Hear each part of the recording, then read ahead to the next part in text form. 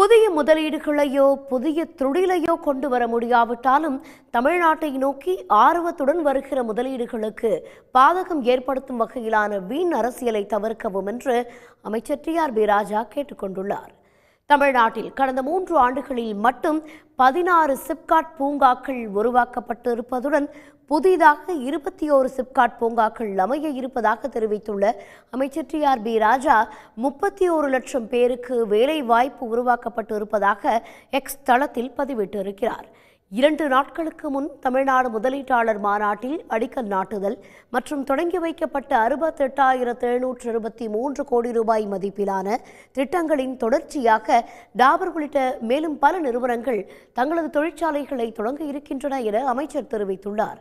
தொழிற்துறையில் தமிழ்நாட்டின் பொற்காலமாக விளங்கும் திராவிட மாடல் ஆட்சியில் அனைத்து பகுதி மக்களுக்கும் பாரபட்சமற்ற வாய்ப்புகளை முதலீடுகள் மூலமாக உருவாக்கி வரும் நிலையில் இது பற்றி அரசியல் நோக்கத்துடன் கருத்து தெரிவிப்பவர்கள் நிறைய கவனத்துடன் வார்த்தைகளை பயன்படுத்துவதே சரியாக இருக்கும் என அமைச்சர் டிஆர்பி ராஜா கூறியுள்ளார்.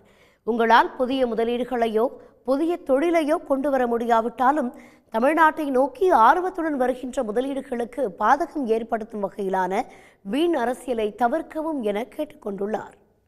உடனுக்குடன் செய்திகளை தெரிந்து கொள்ள சன் நியூஸ் பெல் ஐகானை கிளிக் பண்ணுங்க.